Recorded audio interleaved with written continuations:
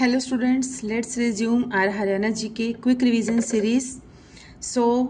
One liners की series हमने start कर रखी है। 200 one liners we have already done. Now today we are going to start from 201। So let's start. संविधान के किस संशोधन के तहत उच्च न्यायालय के न्यायाधीश के रिटायर होने की आयु घटाकर 65 से 62 वर्ष कर दी गई है? तो यह संशोधन है 15वां संशोधन। नेक्स्ट, 1966 में मुख्य न्यायाधीश हरियाणा उच्च न्यायालय की सीट पर कौन विद्यमान थे? तो उस समय थे न्यायमूर्ति मेहर सिंह। 1966 में मतलब ये कि जब हमारा हरियाणा बना था, एक नए राज्य के रूप में उभर कर सामने आया था, उस समय उच्च न्यायालय की सीट पर कौन विद्यमान था? तो उस समय थे हमारे न्यायमूर्ति Mehar Singh ji. Next is Haryana high court के प्रथम मुख्य न्यायाधीश कौन थे? तो प्रथम मुख्य न्यायाधीश थे सर शादीलाल, जो कि कहां से बिलोंग करते थे? रेवाड़ी से बिलोंग करते थे। नेक्स्ट क्वेश्चन इज 1947 में हरियाणा हाई कोर्ट के स्वतंत्र भारत के प्रथम न्यायाधीश कौन थे? तो यह थे रामलाल। तो यह थे न्यायमूर्ति रामलाल। हरियाणा हाई कोर्ट को शिमला से चंडीगढ़ कब लाया गया था? तो यह लाया गया था 1955 में लाया गया था। हाई कोर्ट के किस न्यायाधीश ने महाभियोग लगाया था? तो यह लगाया था वीर स्वामी रामास्वामी ने। कौन मुख्य न्यायाधीश व राज्यपाल दोनों के पद पर रहे हैं? तो यह रहे हैं नरूला संधवालिया। नेक्स्ट इज पंचायत राज को लोकतंत्र की पाठशाला किसने कहा है? तो यह कहा है पंडित जवाहरलाल नेहरू जी ने। पंचायत राज को लोकतंत्र की पाठशाला कहा है किसने? पंडित जवाहरलाल नेहरू जी, जो कि हमारे देश के स्वतंत्र भारत के प्रथम प्रधानमंत्री थे। सामुदायिक विकास कार्यक्रम की शुरुआत कब हुई थी? तो सामुदायिक विकास कार्यक्रम की शुरुआत हुई थी 2 अक्टूबर 1952 में 52। किस प्रधानमंत्री के शासन को पंचायत राज का स्वर्ण काल कहा जाता है? तो यह कहा जाता है राजीव गांधी जी के शासनकाल को कहा जाता है पंचायत राज का स्वर्ण काल। नेक्स्ट, 24 अप्रैल 1993 में भारत में पंचायत राज अधिनियम लागू हुआ। इसकी सिफारिश किस समिति द्वारा की गई थी? पहले तो यह है कि भारत में पंचायत राज अधिनियम कब लागू हुआ था? तो यह हुआ था 24 अप्रैल 1993 में।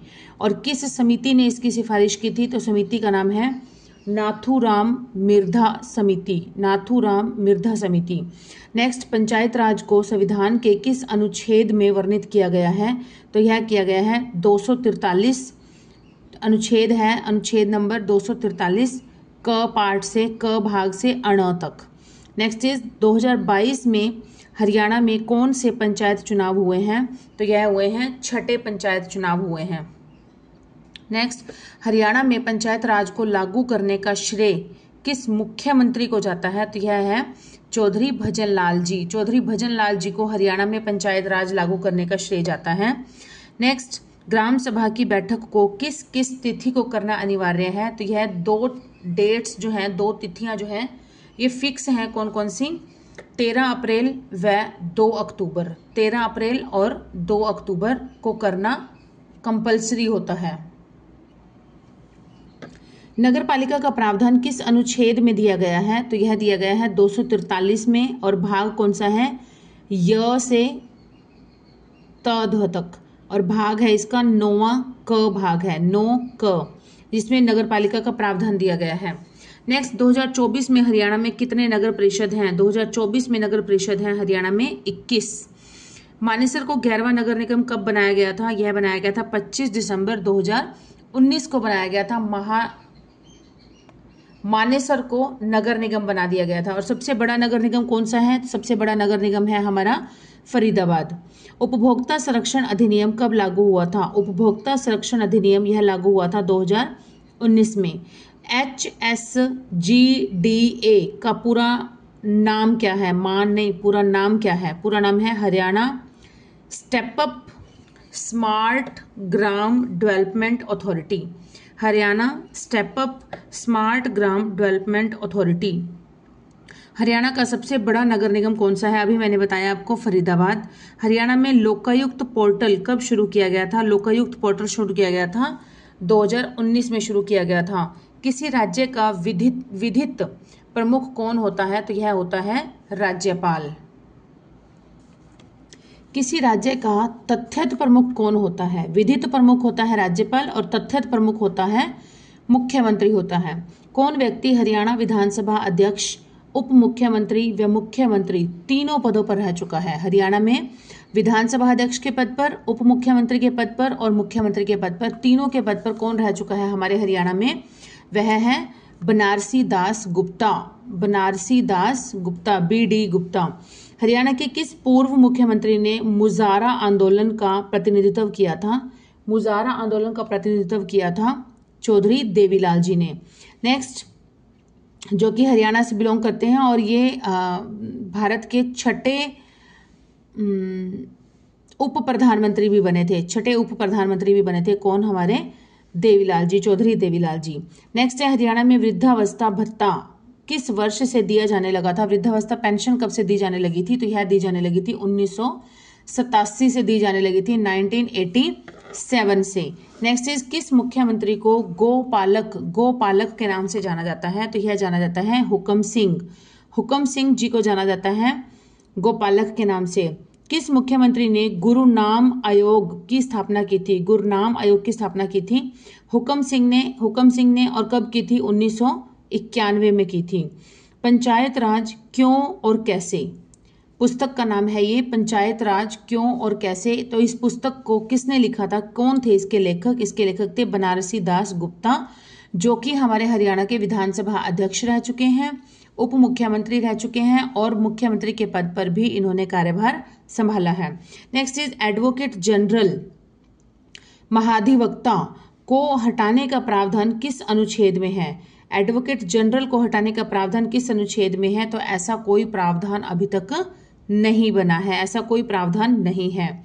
देहरा मंदिर कहाँ पर स्थित है? तो यह है भोंड, फिरोजपुर झिरका, जो कि कहाँ पड़ता है? मेवात में पड़ता है, नूह या मेवात जिसे कहते हैं। देहरा मंदिर पड़ता है भोंड में, फिरोजपुर झिरका में, और कहाँ पड़ता है? जो है मेवात या नूह में पड़ता है। भारतीय पुरातत्व सर्वेक्षण के द्वारा हरियाणा की कितनी स्मारकों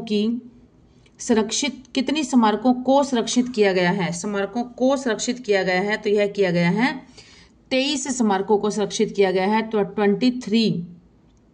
नाहन कोठी स्मारक कहाँ पर स्थित है? तो यह है पंचकुला में स्थित है। Saint Thomas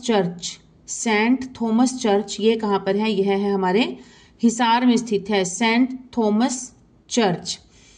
next is, Sheikh Tayyab का मकबरा कहाँ पर है? यह है कैथल में। शेख चिल्ली के मकबरे को किस वर्ष संरक्षित किया गया था? तो यह किया गया था 1958 में, 1958 में किया गया था, और यह कहाँ पर है? कुरुक्षेत्र में है।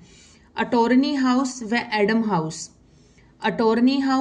एडम हाउस ये किस जिले में स्थित है? तो यह है करनाल जिले में स्थित है। किस गांव को मेलों का गांव कहा जाता है? तो यह कहा जाता है सालवान, जो कि कहाँ पर है? करनाल में पड़ता है, करनाल डिस्ट्रिक्ट में पड़ता है गांव सालवान, जिसे मेलों के गांव के नाम से जाना जाता है।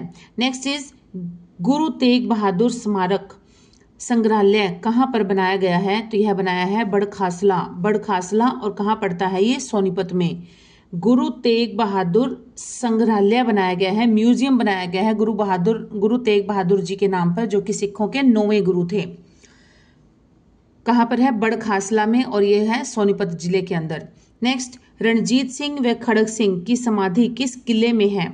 रणजीत सिंह और खड़ग सिंह की समाधि जो है ये है जींद किले के अंदर। कानोड़ का किला महेंद्रगढ़ किसने बनवाया था? यह बनवाया था तात्या टोपे ने, और कब बनवाया था? 1755 में से बनवाया था। कानोड़ का किला जो कि है महेंद्रगढ़ में, किसके द्वारा बनवाया गया था?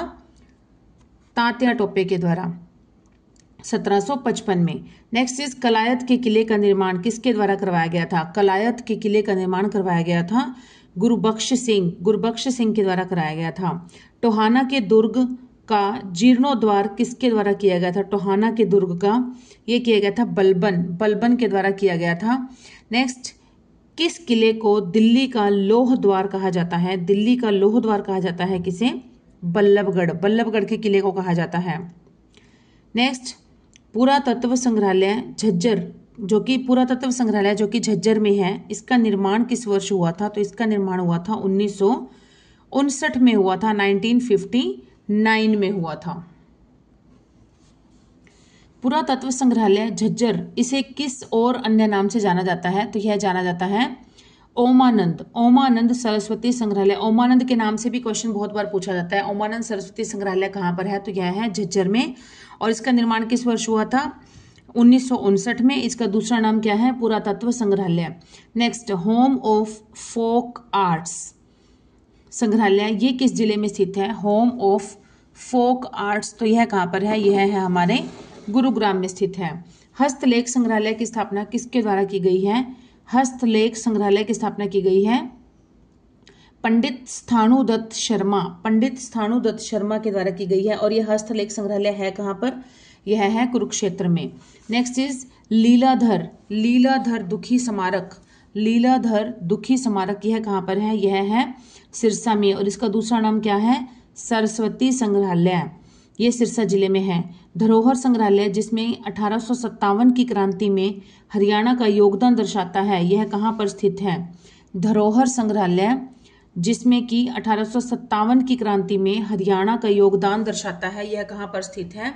यह है कुरुक्षेत्र में स्थित है। और कब बनाया गया था इस संग्रहालय को? 2006 में बनाया गया था। नेक्स्ट इज चौधरी छोटू राम संग्रहालय का निर्माण कब हुआ था? चौधरी छोटू राम संग्रहालय का निर्माण हुआ था 9 अक्टूबर 2018। 9 अक्टूबर 2018 को। और है कहाँ पर? ये गढ़ी सांपला में है, गढ़ी सांपला में। Next is अरुवती। अरुवती संग्रहालय, अरुस्वती स भी आ जाता है कई बार इसमें। अरुस्वती संग्रहालय लोकगीत संग्रहालय है, यह कहाँ पर स्थित है? तो यह है हमारा, कहाँ पर स्थित है? ये गुरुग्राम में स्थित है।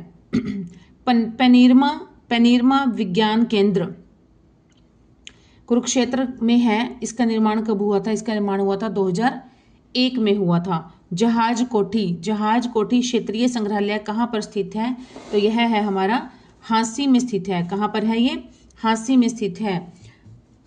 हरियाणा में मनाए जाने वाले तीज त्योहार का वास्तविक नाम क्या है? जो हरियाणा में हम मनाते हैं, श्रावण की तीज मनाते हैं श्रावण के महीने में, उसका रियल नेम क्या है? उसका वास्तविक नाम क्या है? वास्तविक नाम है मधुश्रवा। मधुश्रवा, मधुश्रवा तीज।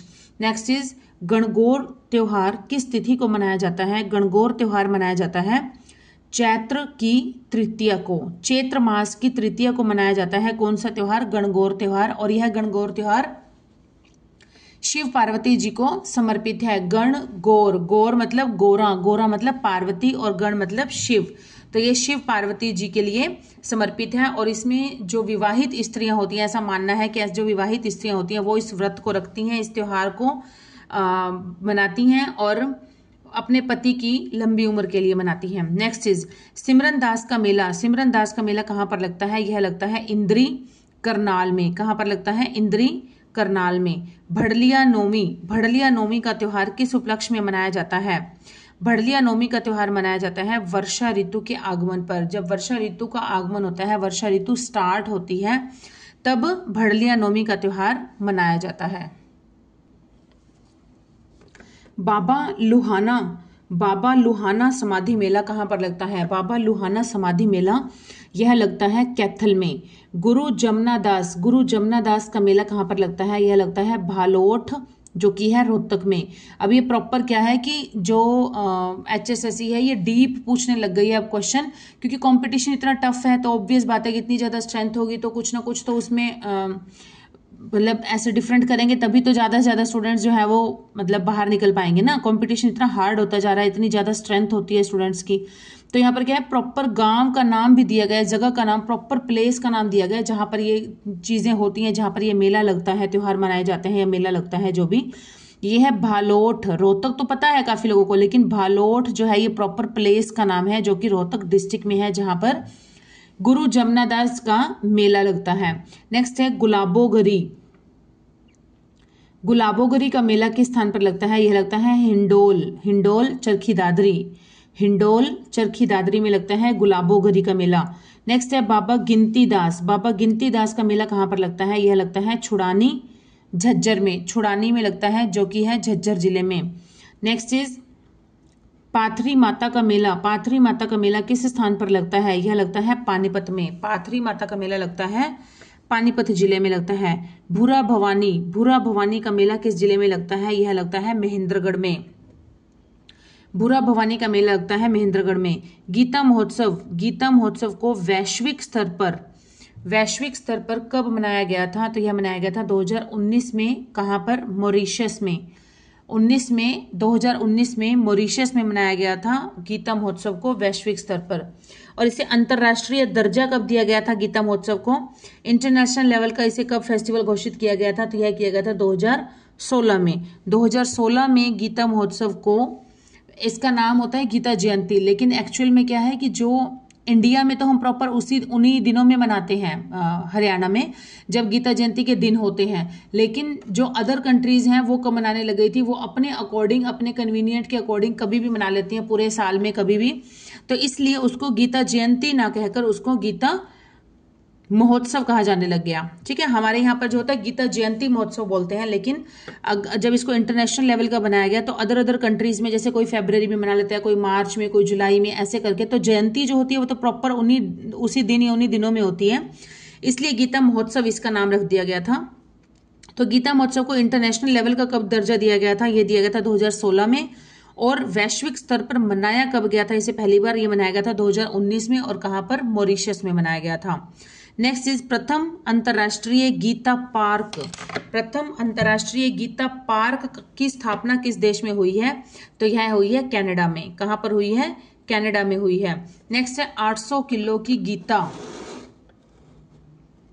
इटली द्वारा निर्मित, इटली द्वारा निर्मित किस मंदिर में रखी गई है? इटली द्वारा निर्मित किस मंदिर में रखी गई है? तो यह रखी गई है इस्कॉन मंदिर में, इस्कॉन टेम्पल में। और ये कहाँ पर है? यह है कुरुक्षेत्र में। इस्कॉन टेम्पल ये वाला कहाँ पर है? कुरुक्षेत्र में है।